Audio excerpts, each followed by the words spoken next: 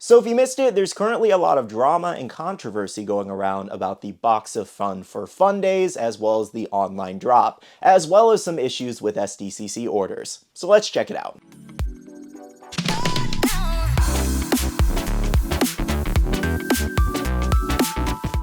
Hey guys, welcome back to another video. I hope you're having a nice Thursday here. So today we're going to be talking about this whole SDCC and Fundays situation right now. A lot of sticker complications that are upsetting a lot of people. Now, as always, before we jump into the video topic, we do have our question of the day, and that is, how was your SDCC experience this year, as well as Fundays and the Box of Fun online experience? Was it good? Was it bad? Because in this video, we're going to be discussing Fundays and SDCC. So make sure to drop a comment down below how your experience was this year. Okay, so in the last few days, there's been a million posts and a million videos about this topic. So I'm going to do my best to get through it as fast as possible so you guys get a general understanding. So basically what's going on is everybody ordered a Box of Fun online, and if you attended Fundays, they also gave you a Box of Fun at the event. Now, usually at the event, the box is supposed to be different. It's supposed to have different Freddies, supposed to have different items. Now again, as I stated, that is usually the case. However, here's an example of an at-home box and the in-person Fundays box here. Now for your reference, the yellow sticker is from the in-person box and the orange sticker is from the online box.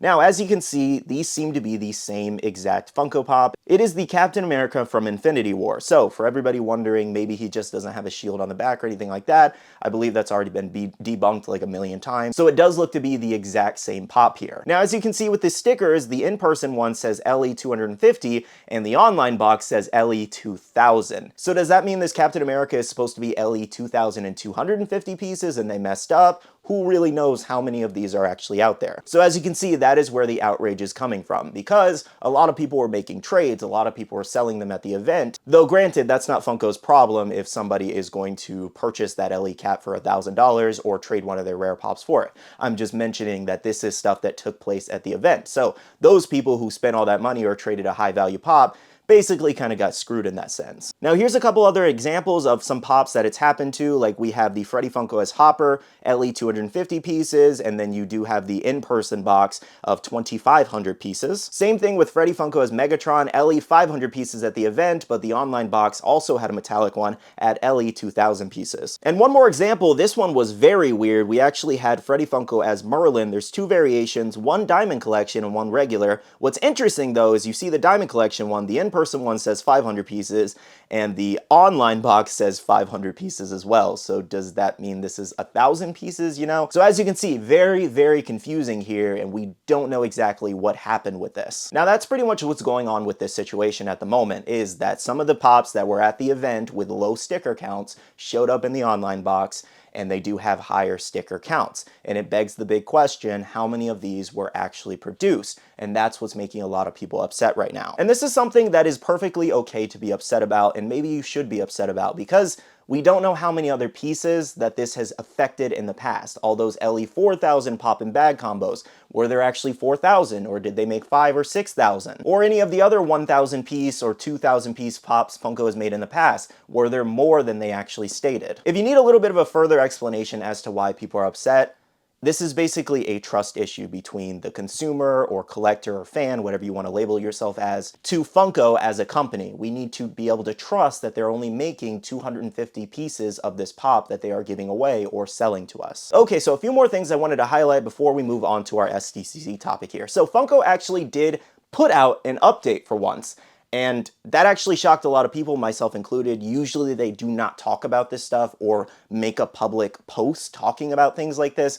So again, it came as a real shock to everybody, but this is what they said. They said, "Dear Fanatics and Camp Funday campers, it has been brought to our attention that there may be an issue with the stickering on this year's Fundays Box of Fun. We want to assure you that we are taking this matter very seriously and are actively investigating." Now, again, this was the first update they originally put out. Now, as you can see with their wording there, they're being very careful, because this was also probably help written by their lawyers, if you're wondering. As you can see with that first line, that there may be an issue. They're not admitting to anything. Just in case you were wondering what's weird with that wording, it's just basically them trying to not admit fault here until they officially know, and they're just being careful with their words. Hey guys, editing SkittleRampage here. So something I wanted to mention as well with their little update was that, as I mentioned before, They were being very careful with their wording there. So you might have noticed that they didn't offer an apology anywhere, because if they said sorry, then they're admitting fault. So if you're wondering, that's why they didn't offer an apology. And don't think that did not go noticed amongst a lot of people. I think an apology would have been really nice, because obviously this is something that happened on their end, and hopefully we get one in the future. When we label a product as exclusive, it is a commitment to our fans, and we understand that this has raised doubts about that promise. Please know we are working diligently to investigate. For those of you who were able to attend Fundays, we hope you still had a great time connecting with your Funko community and enjoyed the celebration. We will provide an update as soon as we have more information, but please feel free to reach out to our customer service with any concerns. So basically, all this update really showed was that they are actively investigating the situation and trying to figure out what went wrong. Now, again, we don't know if this was intentional, we don't know if this was a huge accident, we're just going to have to wait and see if they say anything. Now, another update we did actually have was shared from Gasolcast, and a Funko employee on the customer service team said, "Hi there. We are aware that there may be an issue with the stickering on this year's Fundays Box of Fun, and want to assure you that we are actively investigating. If you attended Camp Fundays in person and received a box of fun at the event, you will receive an email soon with more information. If you ordered your box of fun via Funko.com, rest assured no further action is needed, and your box should ship within 7 to 10 days if it hasn't already." Now, as for how they're going to try to fix this with the in-person attendees, I have no idea what they could really do here, unless they were trying to offer some kind of discount or refunds, or maybe sending out free items to all of the attendees. That's 3,000 people, that's a lot of money. I don't know if they're going to do that. We will see what happens. But as of right now, that is all the information that is known about this situation. Let me know what you guys think about this with your thoughts and opinions down below in the comments. So something I would like to mention about the Fundays event is that I did actually attend. I did a video on it. I actually did have a really good time. I will say, everybody pretty much saying something about the food. It is true. It really was not appetizing or something to be desired for at all. Here's an image of somebody's sandwich from the event, which was kind of nuts. I have no idea what kind of chicken sandwich that is, but that is the type of food that was actually at the event. And usually when you're paying like so much money for an event like that, you expect a little bit more quality food, because the prior Fundays year, they actually had out like a buffet and tons of dessert. So it was way nicer in the sense of food there versus this Camp Fundays. Now, personally, I didn't really go there for the food anyways. I went there for the experience, the party, and the pops. So the food thing didn't bother me too much, but I can kind of understand if people are upset about that. Other than the whole food thing, Fundays was definitely a very fun experience for like 90% of the people. Unfortunately, this sticker mess just kind of ruined it for a lot of those people at the same time. Okay, so really quickly, I did want to talk about the SDCC 2023 online drop, as well as some of the things that kind of happened at the Funko booth over at SDCC. So as for the online drop, there's been a lot of complications right now with shipping. There's been some orders where they just threw everything in there, like this Gone getting crushed in somebody's order, for example. Or another issue with Gone is that a lot of people seem to be receiving Eric Draven versus the Gone SDCC exclusive they ordered. Now, as to how that happened, I have no idea. Maybe something went wrong with the SKU, and if that wasn't it, they're not even the same pop. Like, they're not even close. One box is way bigger than the other, and they're completely different names. The only thing I can chalk it up to is that Funko has been laying off employees left and right. They're working with limited employees. Not that that's our problem. That's, you know, theirs, of course, but just trying to find some kind of like clarity on this situation as to how somebody gets Eric Draven over Gone. So I think they're just working with very limited staff, and that staff is just really messing up on the shipping orders. Now, granted, I do not know exactly what's happening at the warehouse, so I don't want any Funko employees to watch this and take any offense. I'm just kind of trying to guess how this would happen. Though the shipping order issues isn't just limited to SDCC, Bailey's dad, my fiance, if you don't know who Bailey is, Bailey's dad actually ordered a Funko Pop, and he got a Loungefly bag sent to him. I don't know how that happens at all. So again, it's not limited to just SDCC. Lately, the Funko shipping online hasn't been amazing. Now, obviously, you guys do know as well that the online drop definitely had its issues. If you guys didn't watch my video from SDCC Day 1, I think it was an absolute mess. Trying to get anything was difficult. I could barely check out, and I wasn't really able to get anything. Bailey was able to get me the Gone. I heard after, though, it lasted for about 20 minutes. But Roger, the Fairly Odd Parents, that they only dropped like 1,000 stock up on the website for some reason, all sold out very, very quickly. So yeah, the online drop wasn't great for a lot of people, but a lot of people were also able to score at the same time. And honestly, I'm just kind of used to it, that I'm just immune to online com drops. At this point, I just know I'm either going to get it or miss out. That's just the name of the game at this point. But Funko could definitely work on their website more.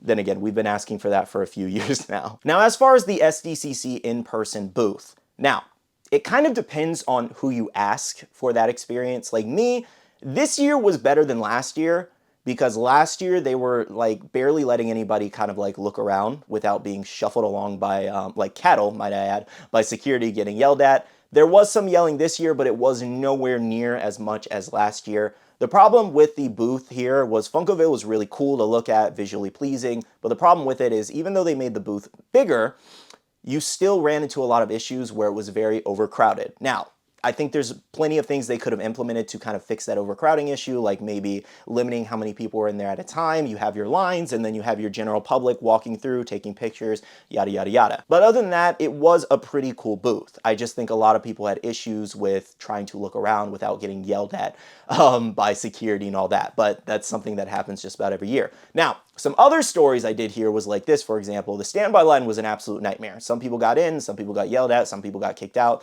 When they opened it a couple times, they had to immediately shut it down due to people just bum rushing the booth. So the standby line I heard was just crazy. Now, what was more interesting was I was actually talking to someone, I didn't catch their name by chance, but they actually told me they were trying to line up for their 12 p.m. slot for the Funko booth, and Funko wasn't allowing them to actually line up. Now, I don't know if this was the Funko employees or if this was security, but basically the booth was not allowing them to line up for their slot early. Now, granted, you're probably wondering why would they line up if they have a time slot?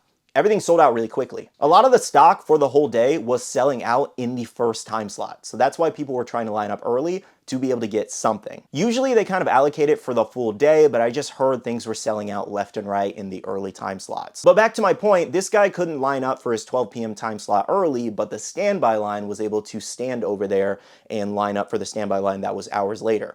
Didn't really understand that decision. So that was just, again, another one of the weird things that was happening at the Funko booth and kind of made it unfair for some of the people who did actually win a time slot. Okay, so I'm not gonna sit here and talk off your ear on every little thing that happened because something always happened this year. I think if the sticker complication didn't happen, this probably would have been one of the best SDCC and like Fundays years we've had like in a while without like a major problem happening, but unfortunately sticker thing happened.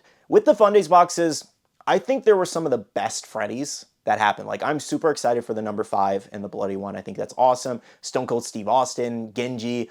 There were just so many really great ones. Dwight Schrute. Like, there were just overall really great pulls for these boxes. The sticker mess just happened to ruin that for a lot of people. Overall, in summary, I hope Funko kind of finds a way to fix this mess somehow with the stickers, but I don't really see what they can really do here. The boxes are out. The event's over, so there's not much they can really do other than offer an apology, and I'm not saying that's okay. I'm not saying that it's all they should have do, but I mean, unless they send out free prizes to people who attended and offer some discounts, there's really nothing else possible to do here. I think the hard truth about this situation, if I'm being like really honest with you guys, is that yes, all this sticker stuff is going on, but I think the Fundays boxes will still sell out next year either way. I think people will still sell out the tickets to go to Fundays next year as well. I don't think this is going to change much in terms of sales. I think it's going to make some people get out of collecting maybe. I think it's going to make a lot of people very upset for a while. But in the grand scheme of things, I still see both of the events selling out. I'm not saying that's okay. I'm just saying that that's usually what still happens even after we get through a big controversy. As you've seen with past SDCC or NYCC events online, you have a lot of people very upset that they missed out on a lot of things. A lot of people didn't get into the Funko booth. A lot of people didn't go to Fright Night or Fundays. But every year, people still try. So in this sense, the only thing you can do to combat this is not participate in it and not give your money in this situation. I don't know. That's pretty much everything I have to talk about this video. Thank you guys so much for watching. Hopefully this kind of cleared up everything for you. If there are any other updates, if Funko does anything about this situation, I'll update you guys in a video in the future when that happens. If it doesn't happen, then and you don't see a video, then I guess they did nothing. With all that being said, I do want to say a big shout out to all the wonderful Patreon supporters of the channel. You guys rock for supporting myself and the channel. If you guys want to check out the Patreon, the link is down below. We have a Patreon-only Discord where we share a lot of information, news, restocks, updates, links, and more. I also want to remind you guys to make sure to be following me on all my social medias at SkittleRampage over on Twitter, TikTok, Instagram, and my Facebook page so you can stay up to date. All right, love you guys. See you guys in the next one. See you guys later. Bye.